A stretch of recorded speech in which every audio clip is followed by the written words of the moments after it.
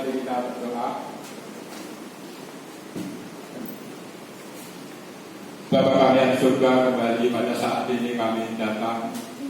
Kami sungguh bersyukur pada saat ini berkat dan anugerah Tuhan boleh kami nikmati dalam ibadah kami. Kami terus berdoa Tuhan untuk ibadah ini sampai selesai nanti.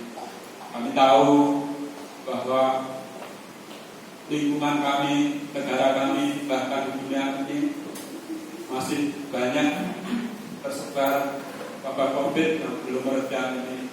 Kami rindu sejak Tuhan terjadi di tempat ini, lingkungan ini, sehingga kami boleh terhindar dari wabah ini dan kami boleh tetap sehat. Berkati firman Tuhan yang ingin kami dengar pada pagi hari ini. Dalam nama Tuhan Yesus kami berdoa. Amin. Firman Tuhan pagi ini dengan judul berdiam diri, firman Tuhan berkata demikian. Sebab beginilah firman Tuhan Allah yang Maha Kudus, Allah Israel, dengan bertobat dan tinggal diam, kamu akan selamatkan dan tinggal dalam tinggal tenang dan percaya terletak kekuatanmu. Bapak Ibu Saudara yang dikasihi Tuhan, berdiam diri itu bagi anak kecil itu mungkin sangat susah, karena memang anak kecil itu aktivitasnya bergerak. Di dalam Alkitab ada cerita bagaimana bangsa ini suruh berdiam diri, padahal pasti bangsa ini waktu itu tidak tenang. Karena waktu itu begini ceritanya, bangsa Israel waktu setelah masuk negeri Kanaan itu ternyata ada masalah besar, karena di depan di mana bangsa itu berjalan itu ada kota yang sangat kuat pada waktu itu, yaitu kota Yeriko. Dan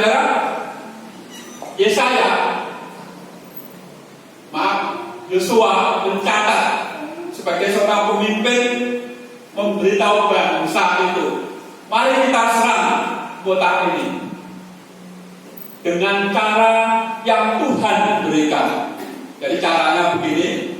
Jadi dikatakan Yosua, selama 7 hari, sehari sekali kamu harus mengelilingi kota itu. Kota itu, saudara, tidak disebutkan dalam Alkitab kota itu jaraknya seberapa, tetapi Bapak Ibu bisa ngira-ngira. Saya pernah berjalan karena tengah malam waktu masih kuliah, masih kuat, sering ke Kediri karena ada urusan. Itu saya sering, mungkin 2-3 kali saya pernah berjalan dari kota Kediri ke tempat saya. Itu kalau lewat jalan besar itu 7 kilo, karena tengah malam, jadi hampir tidak ada kendaraan apa-apa waktu itu. Ojek juga belum ada. Itu saya berjalan 7 kilo itu memerlukan waktu sangat pelan, sangat pelan. Itu 1 jam. Jadi 7 kilo itu 1 jam. Itu saya berjalan biasa saja karena malam-malam santai saja. Jadi dari kota Kediri itu ada jalan besar di mana bis itu yang dari barat itu lewatnya ke situ. Jadi tapi dari rumah saya kan begini. Karena bangsa ini selama 7 hari itu suruh mengelilingi. Saya nggak tahu sekali lagi kota itu berapa waktunya. Mungkin seharian penuh saudara berjalan itu dengan tetap tenang. Saudara. Dikatakan di dalam, saya membaca ya, di dalam kitab Yosua supaya jelas sekali. Yosua 6, demikian berkata Yosua 6 ayat 10. Tetapi Yosua telah memerintahkan kepada bangsa itu, janganlah perdengarkan suaramu, sepatah kata pun janganlah keluar dari mulutmu, sampai pada hari aku mengatakan kepadamu, bersoraklah, maka kamu akan dan harus bersorak. Jadi selama 7 hari bahkan suruh diam, tidak boleh keluar kata-kata dari mulutnya. Dan waktu hari ke-7 Yosua berkata, bersoraklah. Saudara, cara perang Tuhan itu memang berbeda dengan cara dunia berperang. Kalau Tuhan berkata diam, kita harus diam. Saudara. Tuhan berkata bersoraklah, bersoraklah. Dan setelah 7 hari bahkan mengelilingi kota Yeriko, dan Yosua berkata bersoraklah.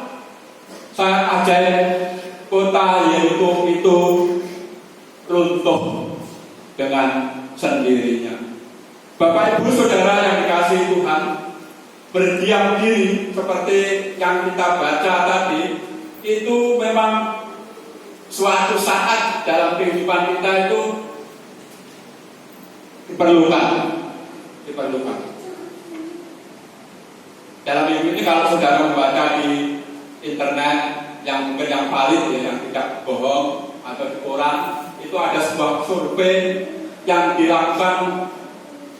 Ini saya kutip karena sudah benar, saya sudah lihat TV, dan ini sudah saya potong koran kemarin, ditulis di tajuk rencana di koran, kalau ditulis di tajuk rencana itu hal yang penting.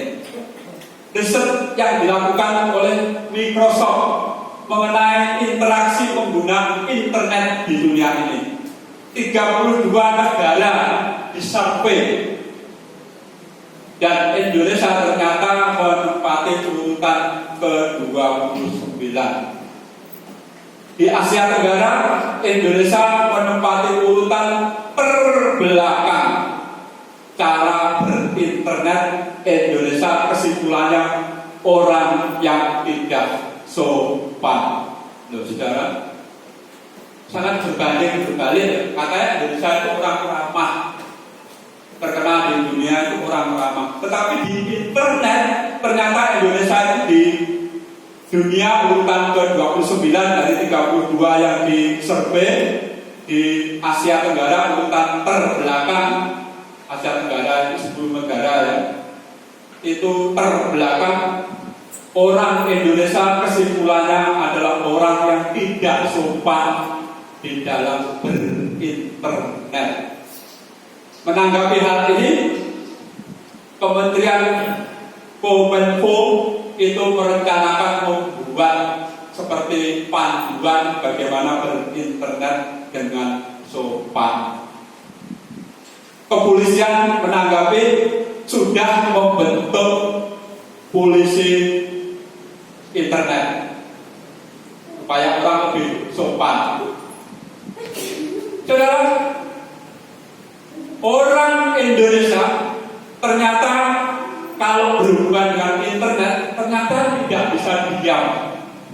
Saudara, dalam survei dikatakan yang terendah tidak sopan itu dikatakan yang paling besar itu di internet, khususnya orang Indonesia itu banyak menyebarkan kabar bohong dan penipuan. Kurang lebih hampir 47%. Ujaran kebencian itu kurang lebih 27% dari survei yang ada.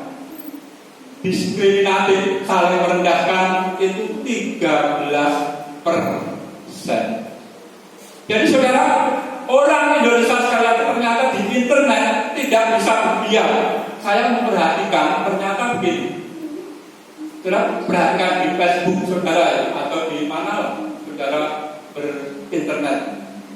Setiap ada orang berkomentar di Facebook dengan berita apa saja, itu pasti di bawahnya itu nama saudara.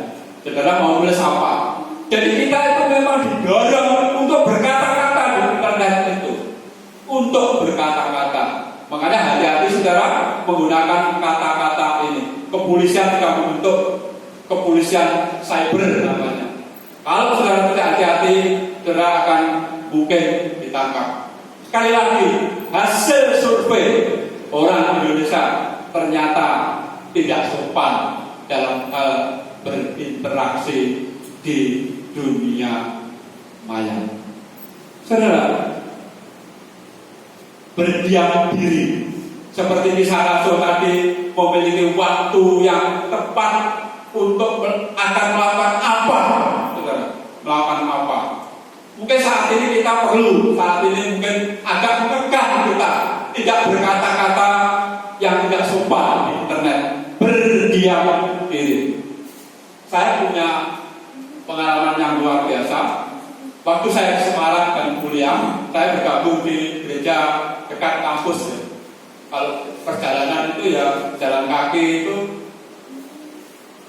ya 10 menit, 1 kiloan. Jadi di belakang itu ada gereja besar namanya Gereja Baptis di Situbondo. Itu besar.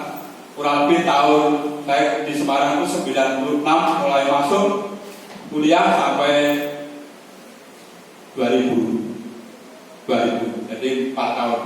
Terus waktu kuliah saya bergabung di gereja itu dan saya mendapat tugas waktu itu karena sedang rolling panitia perancang gereja. Saya mendapat tugas menjadi seksi doa. Dan tugas saya itu memang berat, Pak. Dengan ada tugas baru untuk membentuk doa pagi setiap pagi. Nah, saudara, akhirnya karena tugas saya bentuk aja. Yang awal datang itu saya, keluarga, dan Pak Pendeta. Tapi saya bersyukur sampai sekarang berjalan dan kurang lebih 15 orang setiap hari. Selama kurang lebih 4 tahun. Dan setiap bulan kami juga diundang oleh PPD Semarang untuk mengikuti doa malam semalam di WRB.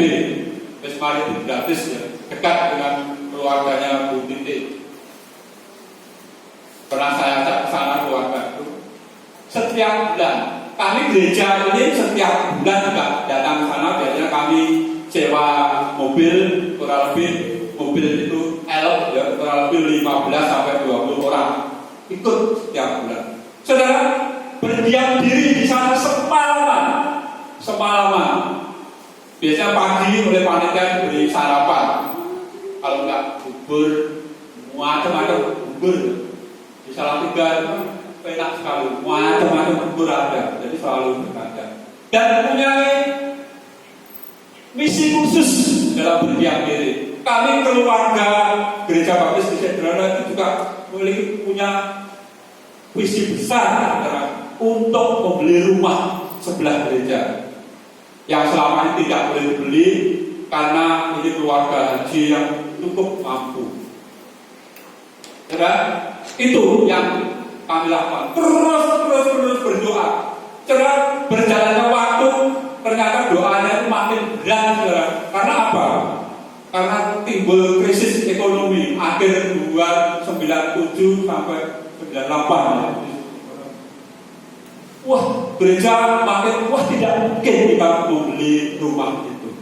Rumah itu sudah dibeli oleh sebuah perusahaan Coca-Cola. Sudah dibeli 100 juta. Tetapi tuan rumah tidak boleh karena dicicil oleh Coca-Cola. Kami terus berdoa supaya bisa menyaingi Coca-Cola, saudara. Akhirnya setelah bendahara kami waktu itu bendahara Dispenda Jawa Tengah. Kemudian kalau mencari pinjaman itu mudah ya. Bayangkan beliau itu bendahara Dinas Pendapatan Provinsi Jawa Tengah, namanya Bapak Haryadi. Terus mendorong kami untuk berdoa bagaimana caranya. Akhirnya setelah bendahara kami itu sedikit nekat dengan uang gereja yang ada, akhirnya mencari pinjaman dan total pinjaman yang terkumpul waktu itu 80 juta. Menemui orang itu, walaupun orang itu berkata selama ini tidak boleh dibeli oleh gereja. Itu setelah 2 tahun kami berdoa setiap pagi, setiap bulan ke WRB. Berapa yang terjadi dalam keluarga keluarga itu berkata, ditawar 80 juta di bawah tawaran Coca-Cola, tapi syaratnya dibayar cash. Begitu keluarga itu bilang oke, cash, uang ada, dan keluarga itu bilang boleh. Luar biasa, berdiam diri kami berdoa itu tidak sia-sia. Saya bersyukur kesempatan pertama yang menempati pastor itu, jadi setelah 2 tahun, saya setelah 2 tahun itu 98 akhir itu kontrak saya habis, dan saya beritahu gereja, Pak Yusuf keluarga silahkan menempati pastor yang baru dibeli. Rumahnya lebar seperti sebelah ini.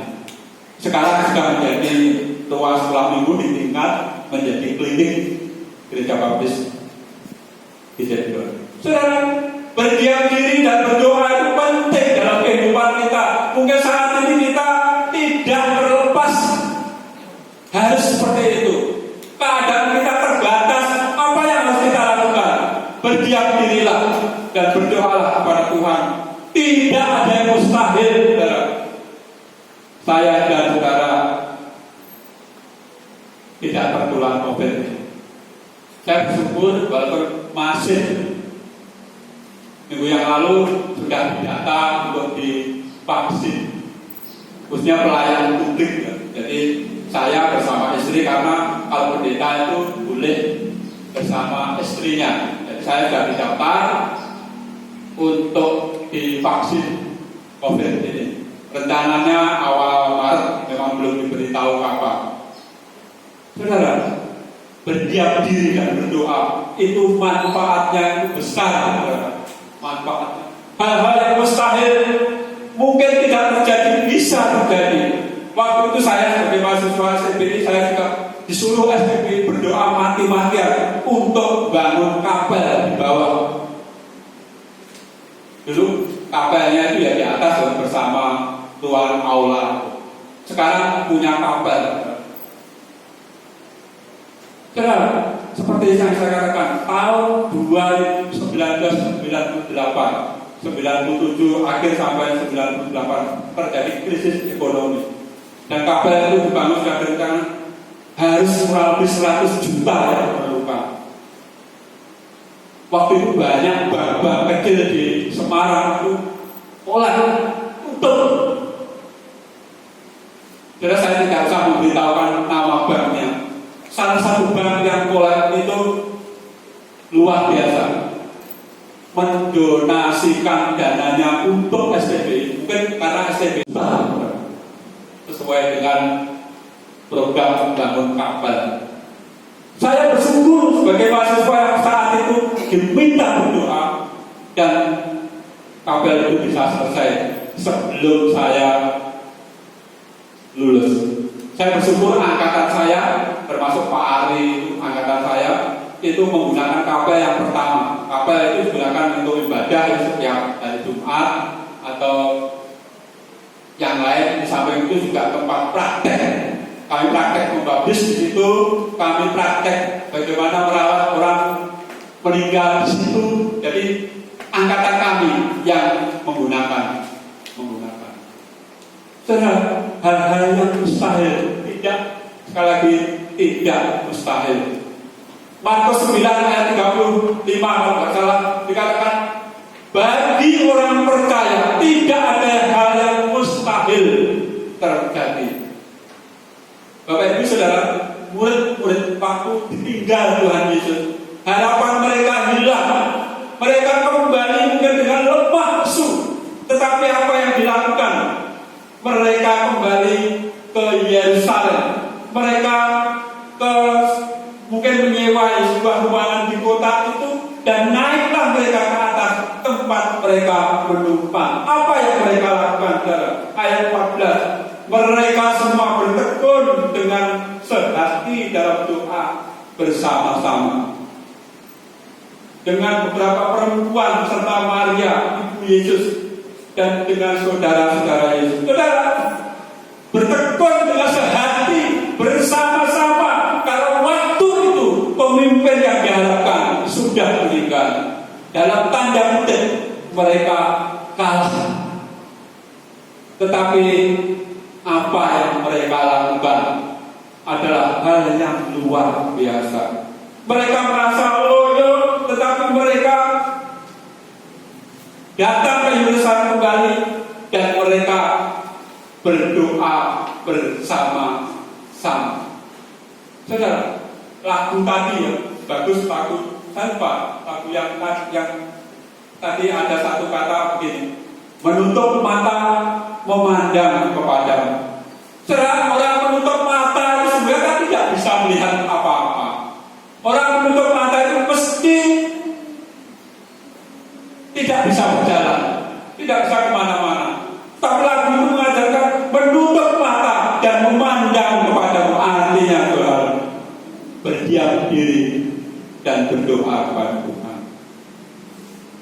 Saudara, mari saudara, jangan seperti orang lain, mungkin menggunakan medsosnya seperti survei tadi, bahasa Jawanya itu berat, ribut, ramai. Mari kita berdiam diri. Hal-hal, tidak semua hal yang kita terima berita itu kita komentari, kita berdiam saja, doakan saja. Saudara, negara kita memerlukan kita. Kalau saya dan saudara kita tidak bisa membantu negara kita, doa saya dan saudara itu penting. Mari kita perhatikan sekali lagi. Mereka berdua-dua datang ke tempat itu. Mereka bertekun, bersekutu dengan orang-orang terdekatnya. Terus sekarang kita tidak mungkin bersekutu dengan orang-orang di luar keluarga kita. Mari kita manfaatkan saat-saat kita berdiam diri ini, bersekutu dengan keluarga kita masing-masing. Saya bersyukur ya sejak doa itu online itu minimal 10 lebih. Memang saya nggak tahu Bapak Ibu baca atau tidak yang saya kirimkan, tapi bersyukur itu. Kalau kemarin itu lihat laporannya itu mungkin skor, saya mencatat skornya ada 16 orang, 16 orang, luar biasa. Mari gunakan kita sekarang, walaupun hal sederhana, berdoa bersama keluarga kita masing-masing, untuk bersekutu kepada Tuhan, minta kepada Tuhan. Di mana-mana COVID ini masih merajalela. Di kota saya Kediri itu tidak ada gereja yang bisa beribadah bersama seperti kita. Semuanya online. Saudara, kita syukuri ya, di tempat kita mungkin tidak banyak, tetapi minggu ini 100 lebih saudara tambahannya itu COVID 100 lebih minggu ini ada. Yang banyak itu ya saudara, kan kami punya kerabat namanya Dr. Yosef, itu selalu beri update COVID di Banyuwangi. Minggu ini yang banyak tertular COVID itu adalah kelompok-kelompok sosialita.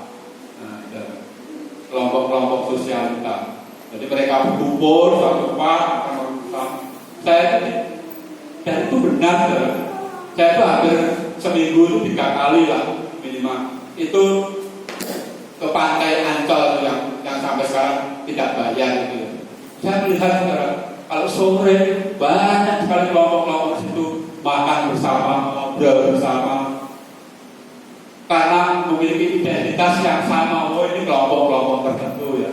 Kalau nggak pakai motor yang brong itu pakai kaos yang sama, atau pakai motor besar itu gitu.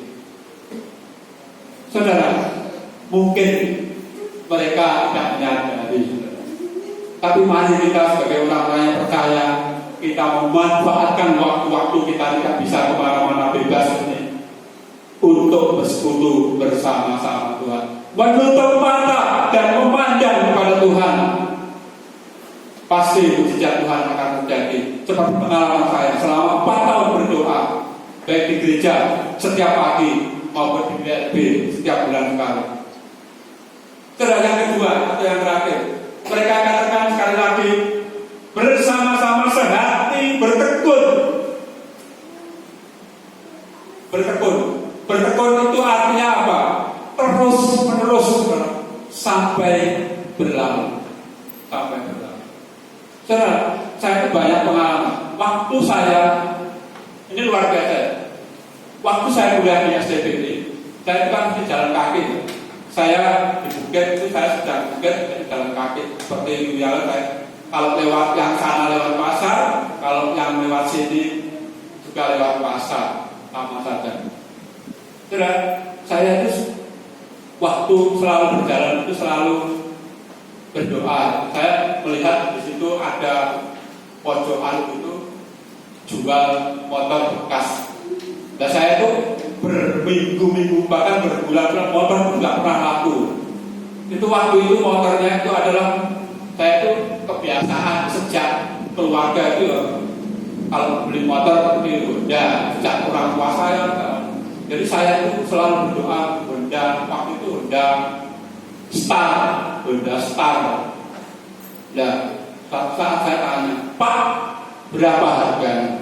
Itu masa krisis sekarang 1998. Rp1.750.000, Pak. Ya, terima kasih gitu aja. Setelah saya tahu harga, saya berdoa pada Tuhan, saya ingin motor itu. Karena terbeli. Waktu krisis berlalu. Ini cerita. Saya panggil ke Batam. Pasti saya nggak bisa membawa barang-barang saya. Seperti kebiasaan mereka itu kalau punya barang lain dapat tinggal. Saya jual motor itu. Saya itu biasa kalau punya motor ya dirawat baik, walaupun itu motor jelek, Honda Star dirawat baik. Dan saya jualnya tidak sembarangan. Saya beranikan jual ke dealer. Ke dealer kan sini banyak dealer motor bekas kan banyak. Saya jual ke sana. Dan kenapa yang terjadi? Itu sudah masa krisis kan? Itu 99 akhir. Jadi sebelum 2000. Motor itu oleh dealer saudara dibeli 4 juta. Luar biasa kan saudara? Walaupun saya memang waktu membeli itu waktu krisis, mungkin uang 1 juta atau 250 juga besar waktu krisis. Tetapi waktu krisis berlalu, motor itu laku 40 juta. 4 juta. Memang saya rawat sekali lagi, hal yang mustahil terjadi. Saya merasakan tidak rugi apa-apa. Saya untung bisa memakai motor itu kurang lebih 3 tahun di Semarang. Saudara, doa, saudara, apapun yang kita doakan, mari kita gunakan kesempatan berdoa bersama keluarga kita masing-masing dengan sebaik-baiknya.